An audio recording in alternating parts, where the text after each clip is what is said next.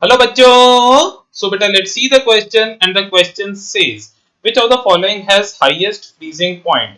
1 molal NaCl, 1 molal KCl, 1 molal AlCl3 या 1 molal C6H12O6 solution. तो हमको बताना है ये।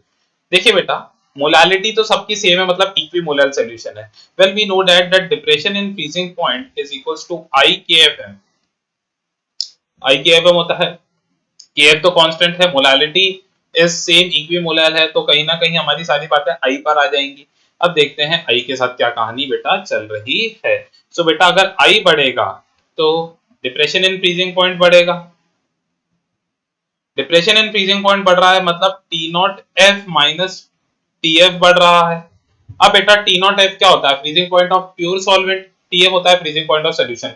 तो बेटा प्योर सॉल्वेंट का फ्रीजिंग पॉइंट ये तो फिक्स होता है, ये तो कांस्टेंट होता है, ठीक है ना। जैसे अगर मैं पानी की बात करूं तो 0 डिग्री है, वो फिक्स्ड हो गया, ठीक है। तो अगर ओवरऑल वैल्यू बढ़ रही है, इसका मतलब हो गया कि टीएफ को घटना पड़ेगा, क्योंकि टी नॉट एफ तो फिक्स है, तो टी नॉट टीएफ घटेगा तब जाके ये ओवरऑल वैल्यू बढ़ेगी, मतलब freezing point of solution should decrease.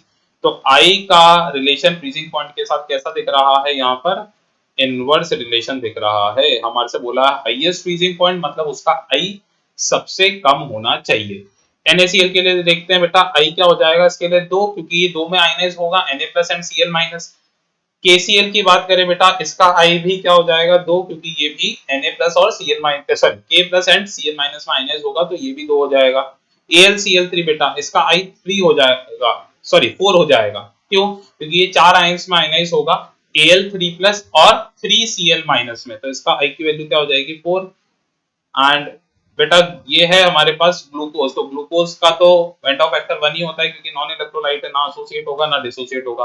तो सबसे कम आई हमारे को किसमें देखने को मिल रहा है? ऑप्शन नंबर डी में देखने को मिल रहा है। So this is the correct answer. So I hope you understood it well. Best of luck, thank you.